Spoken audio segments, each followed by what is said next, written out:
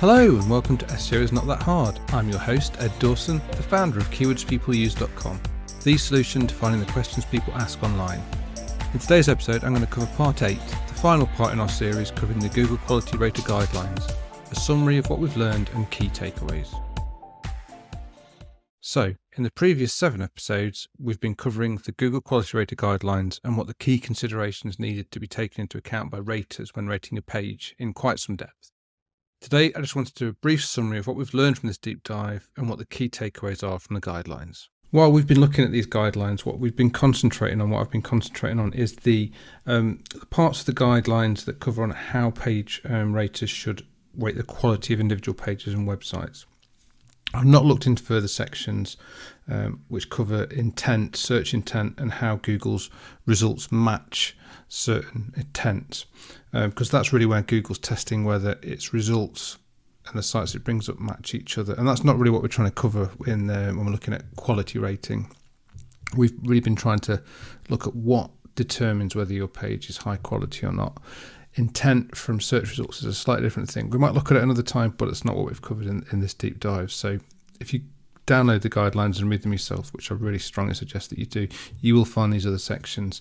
But if you look at them, you'll see why in terms of determining page quality, it's not something we've covered, and I'm not going to cover it, at least for a while anyway. So let's do a high-level overview of what Google quality raters do, the things they are told to look at, and then how they're told to grade the content. So the first thing is they have to look at a web page and they need to understand what the clear beneficial purpose of that website, that web page and the website is, and that page should not be misleading or at worst harmful. So that's the first thing they've got to do. They have to work out the intent of the page and check it's not harmful.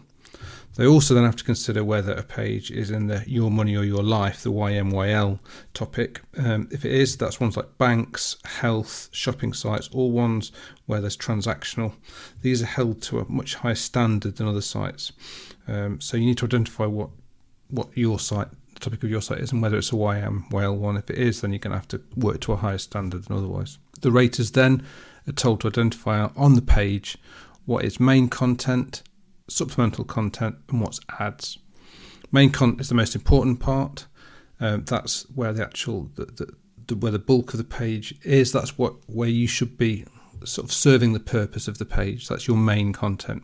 Supplemental content is the stuff like extra navigation, the stuff around the sides, those kind of things that might be duplicated across a number of pages. It's not there to serve the main purpose of the page. And then you've got ads, which are fine. Google aren't against ads. They understand people have to monetize, but its key thing is it shouldn't interfere or distract from the main content on the page. They're also specifically told to look at the title of the page. Now, that's not the HTML page title. That's the actual title, like the H1, your kind of the main header on the page, that should describe accurately and summarize accurately what the content of the page is about. They then are told to find the home page of the website so they can understand the whole page, the whole website in context and where the page sits within it. So it's obviously clear you need to make it easy for people to find your home page, and you follow the standard design patterns like clicking in the top corner, that kind of thing. Once they've done that, they then need to find out who's responsible for the website and who created the content on the page. So this is information on the website itself in the first instance they're trying to find. So this is where you need to find things. They're expecting to find things like about us pages, contact pages, customer service pages, which is especially important if you are a transactional site like an e-commerce site. A key point to remember when they're trying to find out who the content creator is, it doesn't have to be an individual author. It's perfectly fine for the website to be the content creator.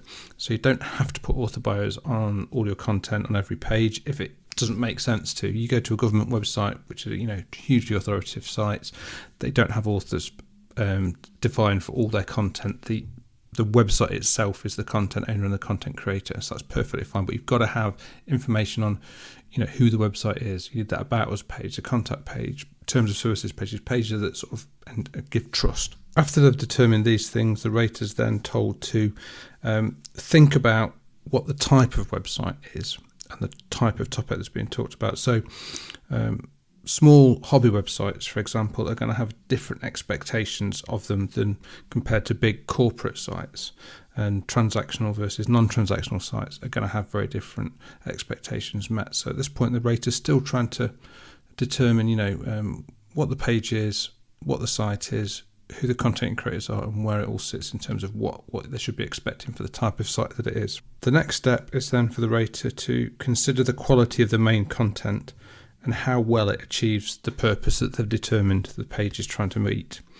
And the key points they're told to look at is effort, originality, talent or skill, and accuracy. So this is how much effort has been put in to create this content. Was it a lot of effort or a little effort? Is the quality of is the content itself, is it original, or is it clearly copied from elsewhere? Was a lot of talent or skill required to create this content? And is the content accurate?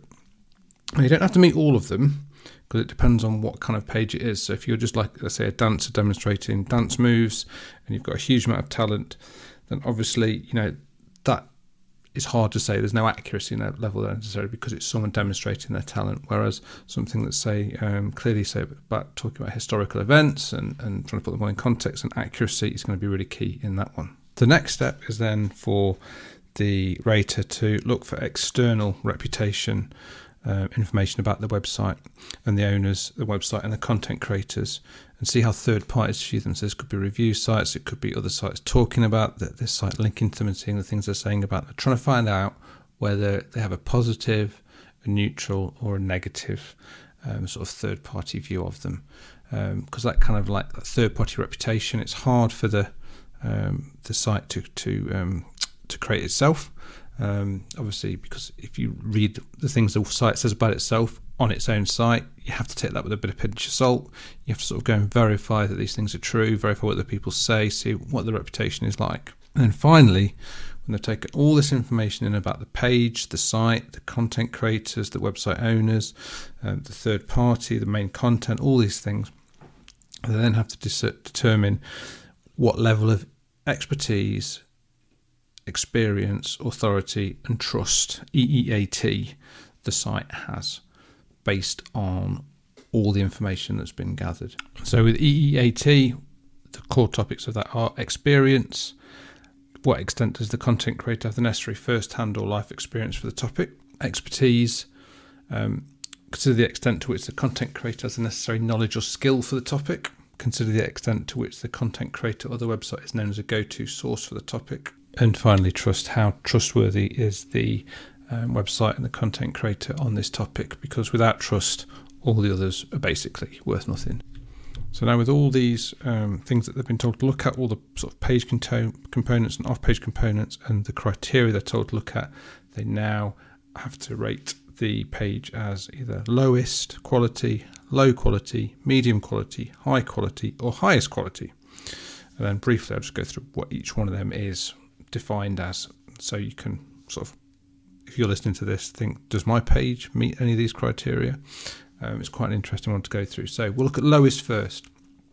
And with this, the content is hacked, spammy, gibberish content. It has a misleading or a shocking title. Ads are getting in the way of the user's experience of the main content, such that it is. There's a complete lack of info on the site about who the owner of the site is or who the content creator is. There's a negative reputation from third parties, including reports of harmful or malicious behaviour, and there's a complete lack of EEAT. I mean, these really are the worst pages. Then we move on to low, what low quality content is defined as.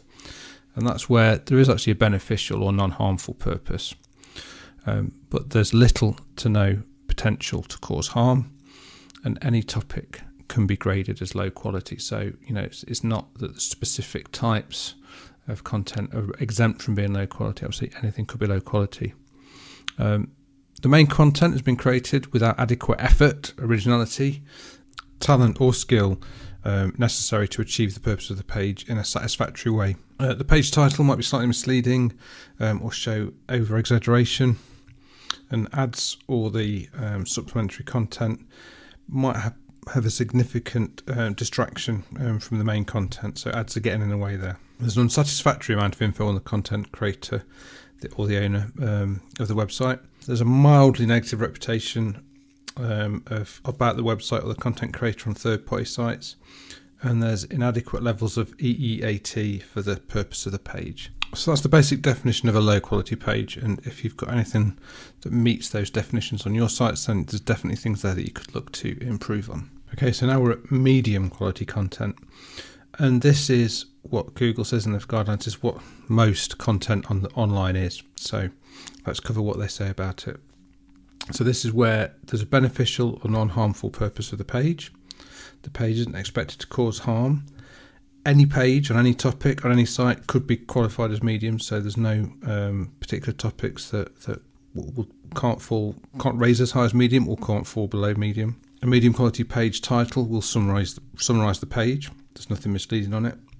The ads don't block or significantly interfere with the main content, if there are any ads. There's adequate info on the site about itself and on the content creator.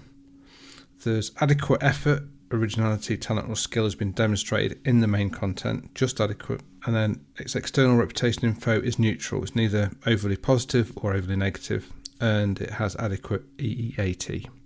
So yeah, that's basically, you're really nothing special. You're just middle of the road. You're neither bad nor good. You're literally just doing the bare minimum to be seen as a standard medium page. Now we're getting more to where we want to be, and that's the high quality content.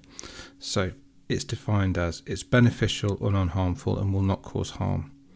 Any page on any site could be considered high quality content. There's no types of content that can't reach a high quality threshold. The title summarises the content. The ads and the supplementary content don't interfere with the main content. There's adequate info on the site about the site itself and the content creator. And there's high level of effort, originality or talent and skill put into the main content. So a few examples that they give are a news article with accuracy, depth and clarity, a QA page or forum post with meaningful discussion by multiple participants, or a well-organised crafting tutorial page with clear, helpful instructions so that others can make the craft successfully. That would demonstrate high level of effort. High originality would be the main content is unique or original to the website. Original photos or video footage produced by the website or content creator. The content on the page is unique to the content creators, such as a personal perspective based on first-hand life experience. And then for high level of talent or skill, the main content showcases the talent of the creator. For example, a video of a talented content creator dancing, and the main content allows the page to achieve its purpose well because the content creator has talent or skill, such as a how-to article on plumbing by a skilled plumber. So you can see we're sort of getting to a level beyond here now. And then when it comes to third-party reputation, it's positive. You know, the rater's gone to other sites to look for information about this website, and they're getting overwhelmingly positive information back. And then on top of that, there's a high level of EEAT. You know, something like you see is backed up in that main content, where you say if you're a qualified plumber, skilled plumber, obviously you've got a lot of experience, expertise, and authority on that subject. So it's things like that they're looking for in high quality content. Now finally we get to the highest quality content as they define it, and there really is a much higher bar here, but I'll run through what they expect. So some of this is going to be common from others. So example, like it has a beneficial purpose and it's not expected to cause harm. Posts on any site or any topic can qualify as the highest quality content. The title must summarise the page accurately. Ads and supplementary content don't block or interfere with the main content. There's adequate info on the site about itself and the content creator. There's very high levels of effort, originality, talent or trust. And the page achieves its purpose very well. And by this, they mean that you really are doing outstanding content on the topic. And it's probably some of the best that's available online. It will be very unique. So for example, if it's a news report, it's going to be the sort where there is an in-depth research, and they're going to be surfacing information that wouldn't have otherwise have been known if this reporter hadn't delved into this subject and done the research that they'd done. For artistic content, for example, it must be unique and original content and to a very high standard. And for informational content, it's original, accurate, comprehensive, and clearly communicated, and it should reflect expert consensus. You know, this is like the most very satisfying content that you can possibly produce on a subject, and you are likely to be an absolute authority on the subject, possibly a well-known name or well-known website on this subject.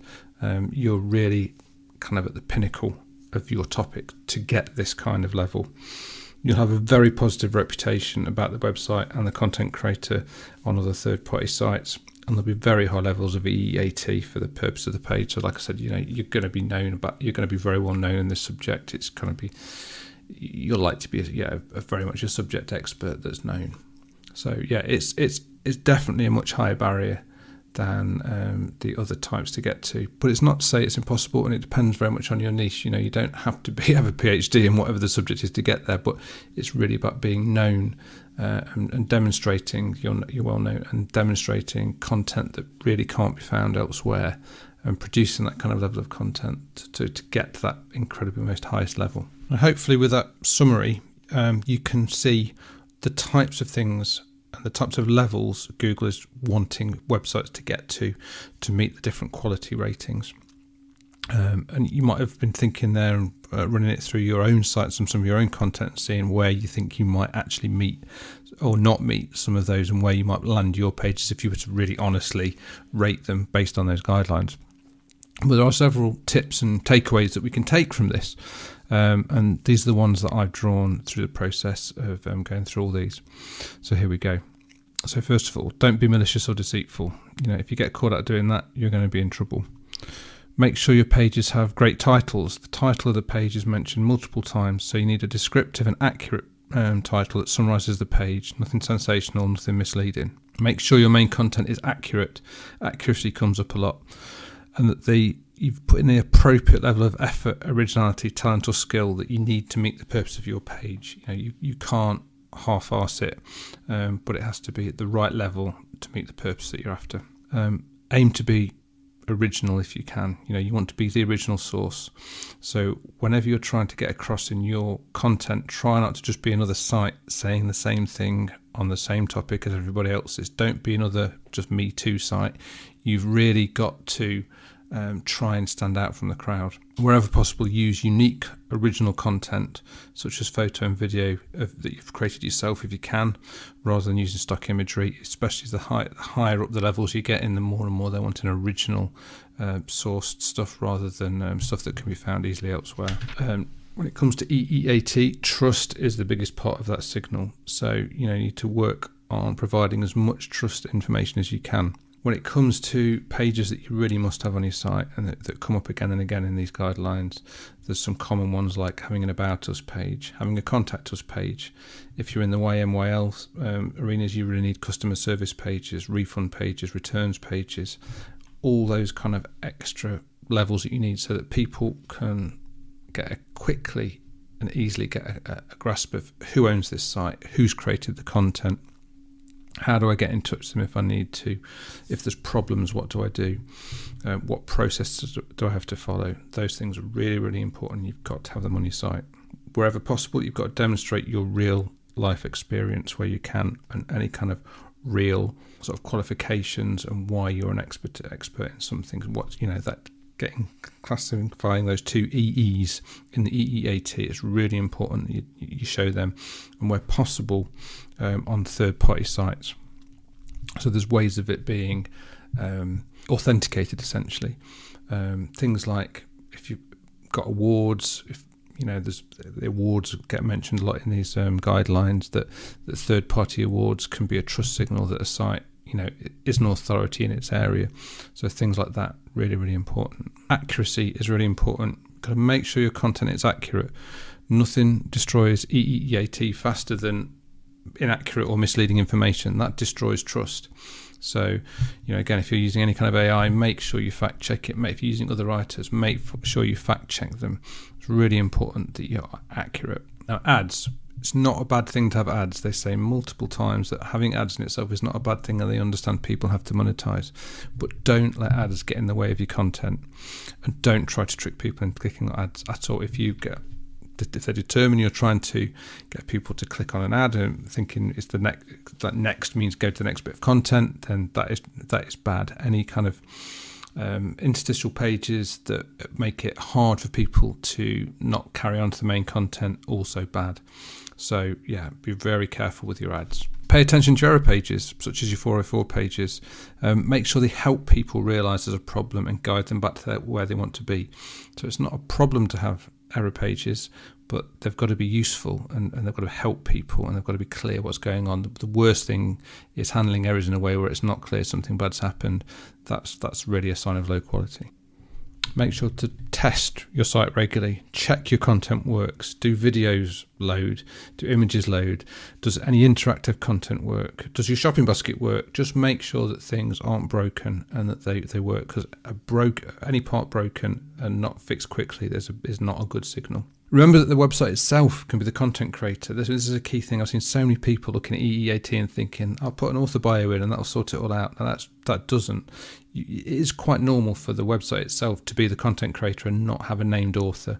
I think there's loads of authoritative sites I've mentioned before, like government websites. They don't have named authors in most cases on their content, but it is the most authoritative content because of the site it's on. So if it makes sense to have an author, put it in. If not, you don't need to do it. Pay attention to what other sites say about you. It's clear that the raters are going out there and assessing you based on what others say about you. Google's algorithms will be doing the same thing. So pay attention to what other people are saying on sites about you. Address it where you can. Any customer reviews, good or bad, it's worth addressing them.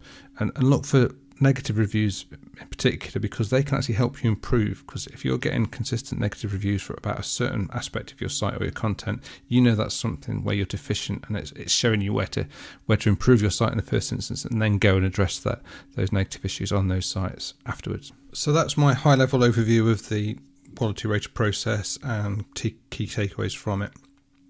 But as I say, it's high level. There's a lot more to listen to in the previous 7 episodes where I really dived in deep. And even better, download and read the guidelines yourself and look at the many examples Google actually gives you of the type of pages for all the different scenarios, lowest to highest quality content. They give different examples of each one, and it's really eye-opening to look at the kind of things they're looking for. This document itself, it's as close as you're going to get to Google explaining to you exactly what they do and don't want to rank. And why they think these things are important. It's not necessarily they get it right all the time, but this is really, it shows you what they're aiming for and what you should be aiming for. Having a good understanding of the guidelines will really help you question your own content and decide whether it's at the level that you should be aiming for to get your content ranking well in the search engines. Thanks for listening. I really appreciate it. Please subscribe and share. It really helps. SEO is Not That Hard is brought to you by keywordspeopleuse.com. The solution to finding the questions people ask online. See why thousands of people use us every day. Try it today for free at keywordspeopleuse.com. If you want to get in touch, have any questions, I'd love to hear from you. I'm at Channel 5 on Twitter, or you can email me at podcast@keywordspeopleuse.com. Bye for now, and see you in the next episode of SEO is Not That Hard.